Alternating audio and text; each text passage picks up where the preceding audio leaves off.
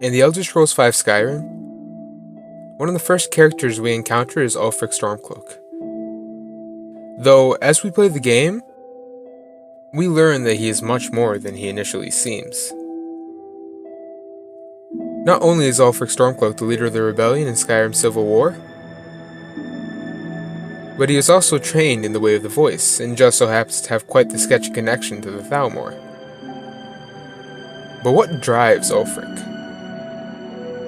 Why would a man so heavily bent on seeing Skyrim return to the old ways seek aid from its enemy? Perhaps it has more to do with the ends than the means. Or perhaps Ulfric Stormcloak truly is Skyrim's enemy.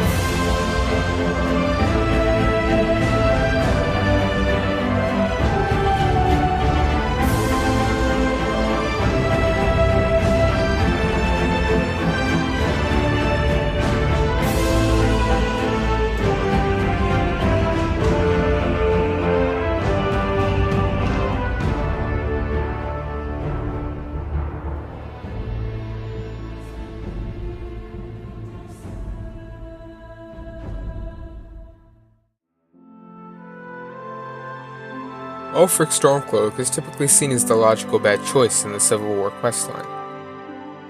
Not only does he take funds from the Thalmor, but is also quite unstable, as seen by how he killed High King Torygg. This video, however, is not about the technicalities of Ulfric's ideology, nor does it have to do with who was on the right side of the Civil War. Instead, I would like to focus on who Ulfric is, and more so, on what his motivations have been leading into the Civil War. Ulfric's story begins during the Great War, though not much is known about his early life. What we do know is that Ulfric inherited the throne from his father, and had quite the rivalry with Jarl Balgruuf during each other's youth, with Ulfric going so far as to become an acolyte of the Voice. It is here that Ulfric, seeing that he was needed by Skyrim, disgracefully left the Greybeards in High Hrothgar, joining the Imperial army to aid their cause.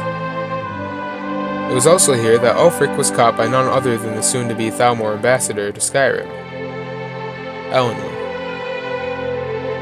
Through their trickery, the Thalmor were able to learn of Ulfric's importance in the war, and managed to squeeze critical information out of him, though not before the Imperial city had been conquered. But they didn't tell Ulfric.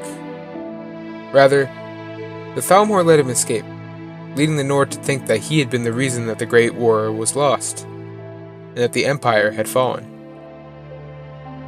Eventually, Ulfric returned to Skyrim, and even led a militia to free the Reach of its new owners, who, in all fairness, were doing an excellent job. The one condition that Ulfric had demanded upon returning his control of the Reach to the Empire was that Talos worship be legal in the newly freed Hold, something that the Thalmor saw as breaking the White Gold Concordat, and ultimately led to the imprisonment of Ulfric himself. During his imprisonment, Ulfric's father, the Bear of Eastmarch, died, hence making Ulfric the next Jarl of Windhelm, and what may have been the reason he wasn't killed in prison. Upon his return, a moot was held to name the late High King Islad's son, Torygg, as new High King of Skyrim. It was also at this moot that Ulfric displayed his hatred and overall anti-Empire sentiments, something that Torygg greatly respected Ulfric for doing. No, even after Islad died, the moot voted to make Torygg High King of Skyrim. But Ulfric was at that moot, continually talking about Skyrim's independence in terms just shy of treason. I don't think Ulfric knew how much Torg respected him for that. If Ulfric had asked Torg directly to stand up, to declare independence, Torg might have done it. Though Ulfric didn't see it that way. Nor did he know that Torg had felt the same way as him about the Empire. Instead, Ulfric saw Torg as a puppet to the Empire, and without a word, showed up to the Palace of Kings in Solitude, and challenged Torg for his right to the throne. This is also where accounts begin to vary. Some claim that Ulfric tore Torg's body apart with a voice, while others say that he simply used it to throw Torg to the ground, then finished him off with his sword. In the end, the result was the same, and Ulfric, upon slaying Torg, rode out of Solitude, ultimately beginning the rebellion. From this, we can piece together Ulfric's motivation, with it all having begun with how he was raised. Raised to believe in the ancient ways, in Skyrim's untamed beauty, and the glory of the old empire.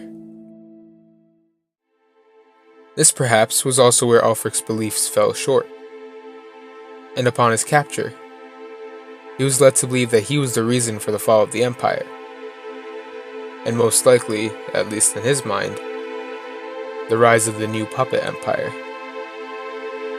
From this we can make the connection that perhaps Ulfric saw himself as the ultimate betrayer of the Empire, and its only savior. I fight for the men I've held in my arms, dying on foreign soil. I fight for their wives and children whose names I heard whispered in their last breath. I fight for we few who did come home, only to find our country full of strangers wearing familiar faces. I fight for my people, impoverished to pay the debts of an empire too weak to rule them, yet brands them criminals for wanting to rule themselves. I fight so that all the fighting I've already done hasn't been for nothing. I fight because I must. Your words give voice to what we all feel, Ulfric. And that's why you will be High King. But the day words are enough will be the day when soldiers like us are no longer needed. I would gladly retire from the world, were such a day to dawn.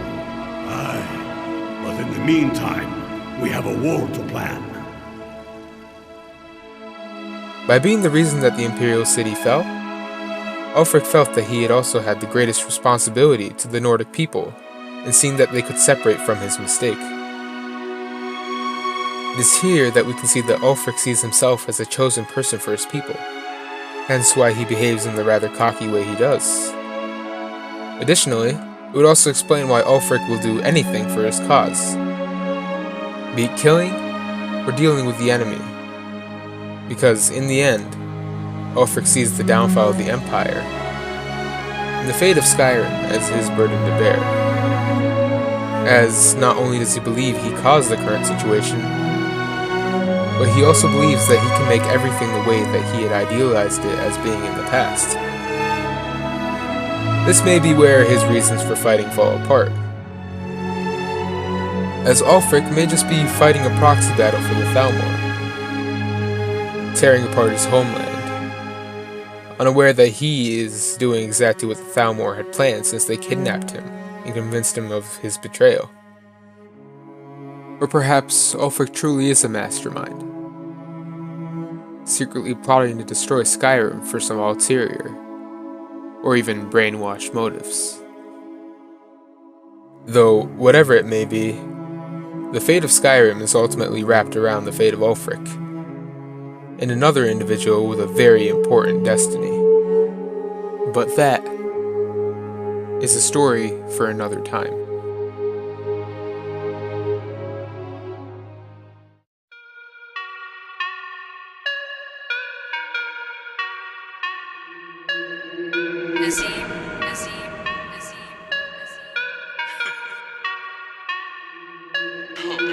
Do you get to the Cloud District very often? Do you get to the Cloud District very often? Do you get to the Cloud District very often? Oh, what am I saying? Of course you don't. Do you get to the Cloud District very often? Do you get to the Cloud District very often? Do Do you get to the Cloud District very often?